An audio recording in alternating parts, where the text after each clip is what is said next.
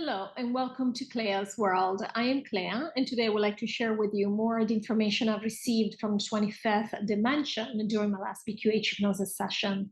I'll be reading from a transcript of the session, and when I refer to Lorrayne, I'm speaking to my practitioner who's asking me questions I've prepared in advance of the session, and when I refer to me, I'm speaking to myself under hypnosis, which means the answers are coming from the 25th. Without further ado, I'm going to start reading here. Lorrayne. Okay, why did we as a team of the light decide not to do certain things while we support them fully like everyone else? We already established that we might as well call ourselves the yellow and green team as opposed to teams of the light and the dark, since we have all supported everything and acted more like the same team, creating reality together than two different teams on different sides battling each other. So why is it that we on the team of the light will not do certain things as if we draw a line in the sand, while we are perfectly happy for the other team to do those things?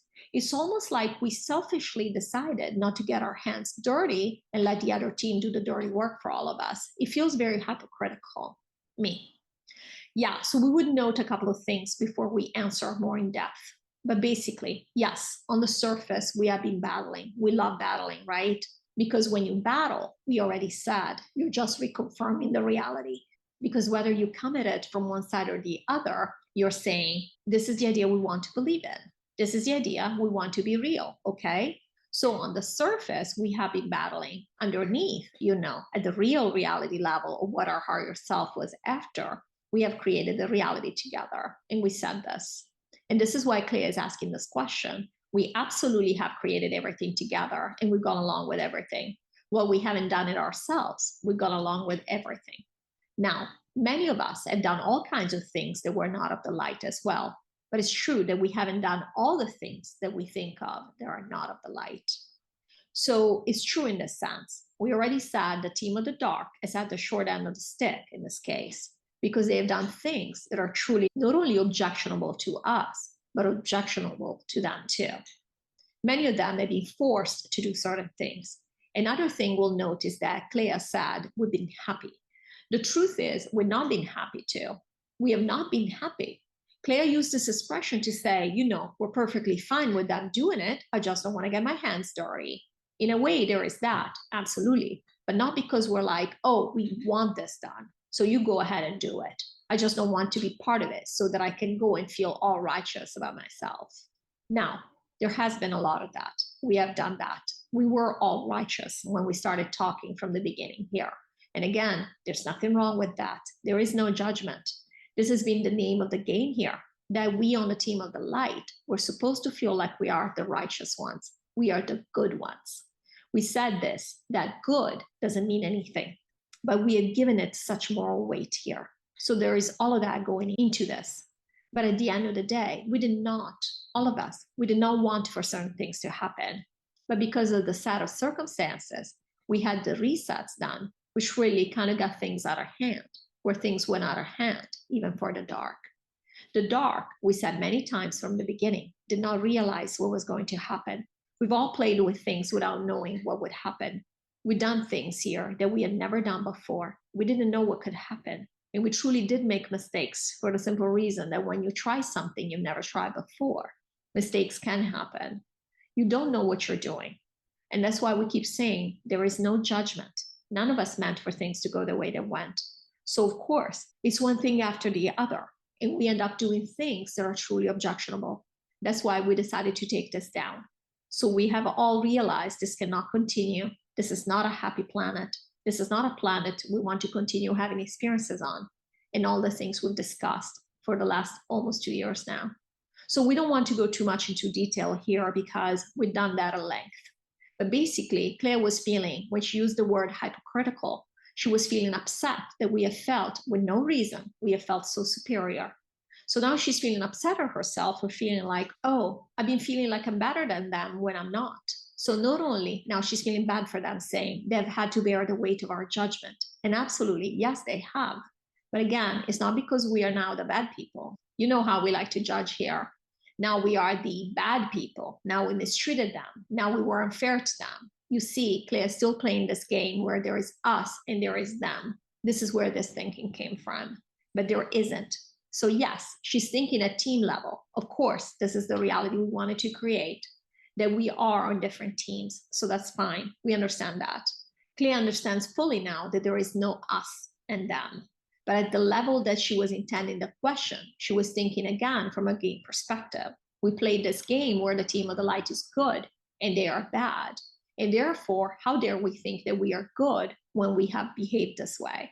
Again, there is a lot of judgment underlying this question now towards ourselves, saying, we are not as pure as we thought we were. And that's okay. This is part of the integration work. And the fact is, and she gets it now, at the end of the day, we made mistakes. And this is the game we played together to where we needed to feel this way for us to maintain a certain appearance. It's not that we now made a mistake and they were victims of our mistakes. All of us have failed, if you want to think of it in terms of failure. But really, have we failed? We just tried something new and it didn't work out. So we made mistakes. It's what it is. So yeah, it's more of the same, which is basically, who did what. And of course, we'll have to do a lot of integration around this, and we'll have to delve much more because things will come up and we'll have to delve much more into this. And when we go to New Earth, we'll do all that work. But Clea is saying basically, when we see certain things, because Clea is preparing herself for the work that will need to be done to integrate this. And she's saying, they've done what Clea would consider something that would be unspeakable. They've done these unspeakable things. I could not bring myself to raise a hand on an animal or child or do some of these things, but I've had to do them because we wanted this reality this way.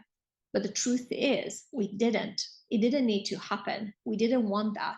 So was it done? Yes, because of course you go along. One thing is after the other. You go along with the energy. You go along with the polarity. You go along with this and that. We said lots of people, lots of essences have, because of the takedown, incarnated here. And all of a sudden they wanted to experience the dark because this dark will never, again, we don't know the future, but we expect that it will never be experienced in the multiverse ever again. So of course, more essences incarnating to experience the dark means more and more darkness. We already talked about the fact that we achieve peaks of 75 to 80%, which are unheard of. But that said, doesn't mean we wanted it just like that. We already said we didn't want that. These things had been done and there is no judgment, but we did not want that. So it's not like Clea's thinking, oh, I wanted this to maintain this reality, but I didn't want to dirty my hands, so I sent Joe to do it. It's almost like the killer and the person who sends the killer, basically the person who sets up the kill and then sends the killer to take care of it. Yes, from a certain perspective, yes, we've all participated together. So who's innocent or who's guilty here? Is it the killer or the person who paid the killer to kill? We already used this analogy before. But at the same time, we didn't really want, there was no reason to kill in the first place. We really didn't want that to happen. So there are different layers here. The bottom line of this question is Clea is preparing for this work. She's still working now on the other side of things, which is to say, now she sees what they have done. They, quote unquote, obviously. And she's saying, we allowed this because we have this need where we need to say, who caused this? Who did this? And there will be a lot of that. It's not something that we're going to resolve here. There is too much. Too much has happened here for us to be able to handle it emotionally here. We have, of course, done a lot of work in terms of already starting this integration where we don't, and we're just talking about it. We no longer feel like it was just them and that there is that degree of separation. But this work will happen very organically once we go to New Earth because there will be no veil. We will know everything instantaneously.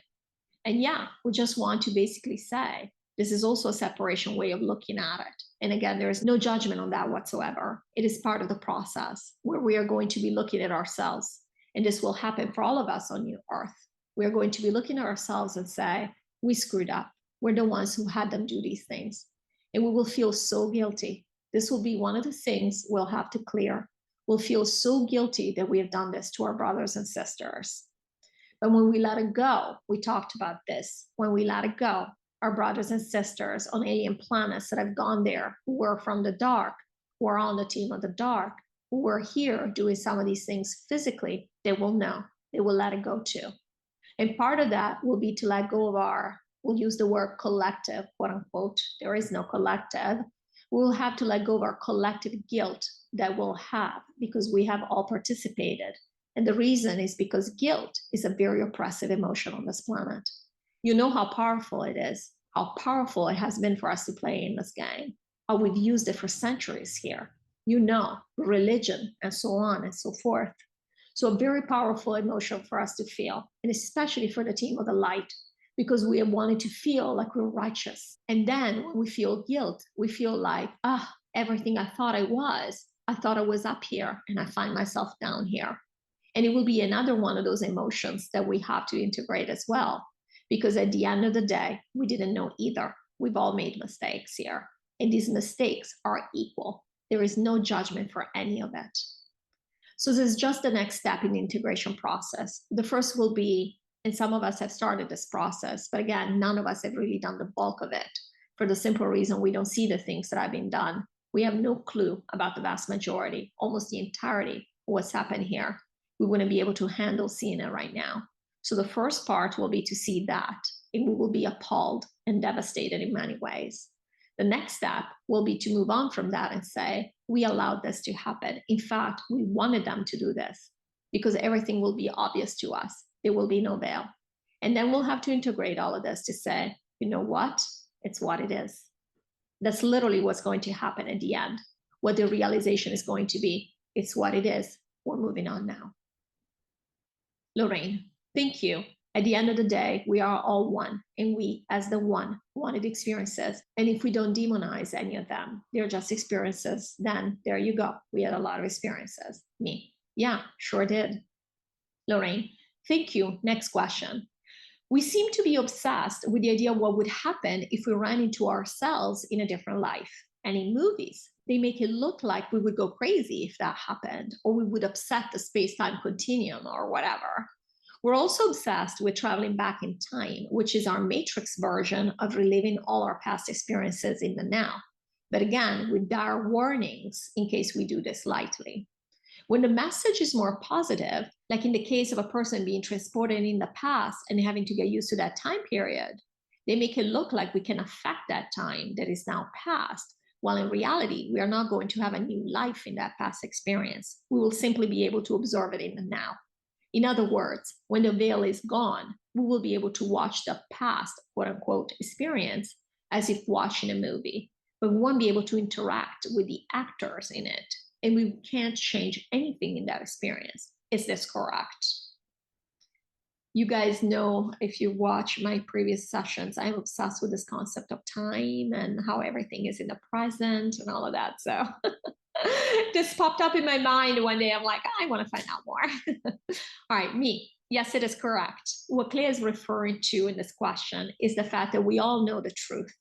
We've said this many times. We all know exactly what's going on. But what we have done in order to preserve the game, to preserve the pretense, is we know the truth. We take the idea, we introduce the idea, and we twist it. And we say twist, not with a negative connotation, but twist as in a creative way. We rework the idea.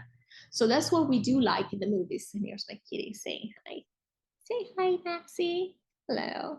You haven't seen her in a while, so she made a little appearance. Thank you for the cameo. All right. I get totally distracted. Sorry, guys. So we rework the idea. So that's what we do, like in the movies. We'll have the idea that we can travel in time because, again, everything is in the present, but bad things are going to happen or whatever it is.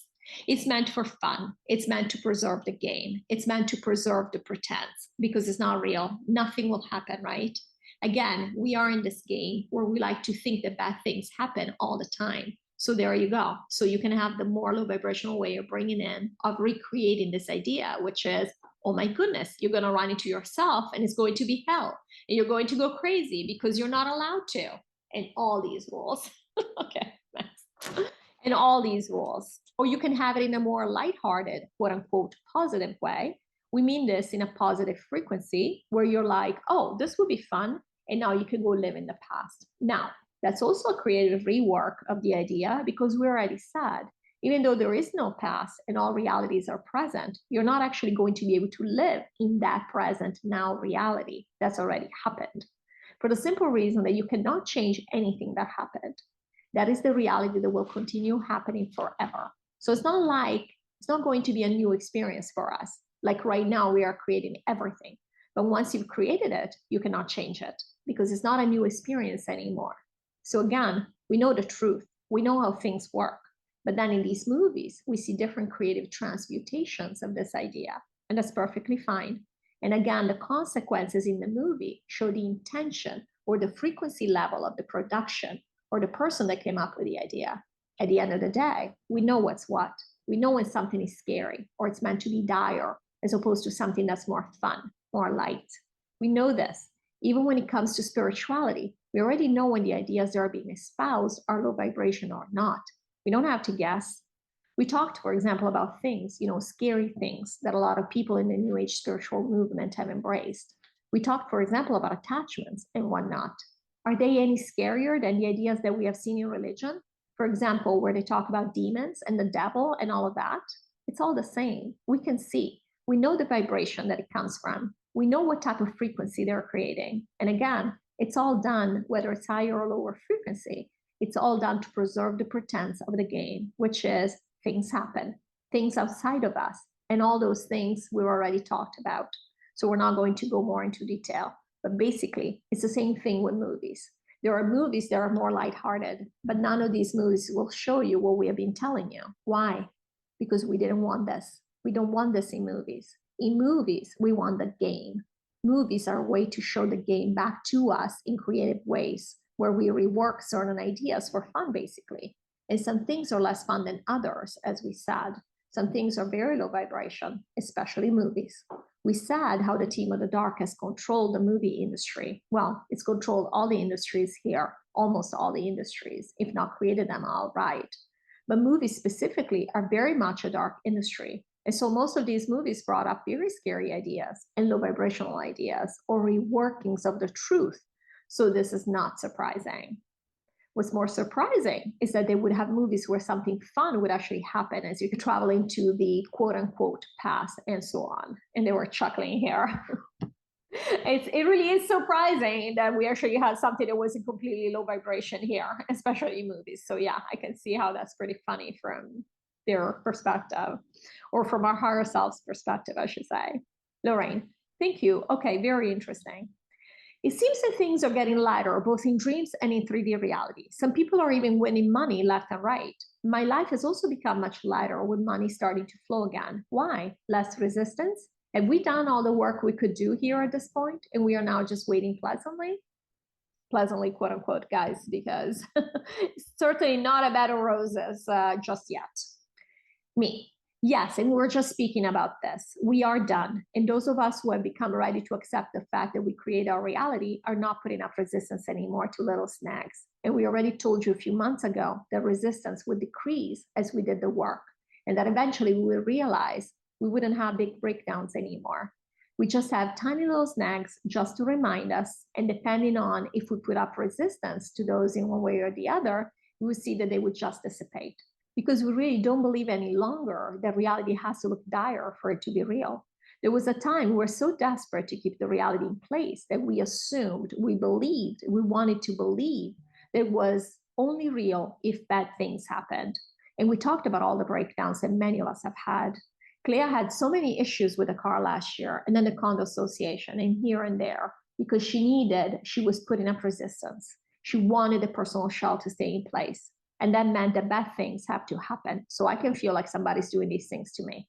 Stuff is happening to me. Therefore, reality is still its own creation. Reality is still real. I have nothing to do with it. Now that she doesn't have this, she doesn't maintain this pretense anymore. These things are not happening anymore. She's not making them happen anymore. And so there are very, very few snags, and they're usually extremely minor, and they're quickly overcome. And you were describing something similar. And so, yeah, that's what's happening, is that things are becoming lighter.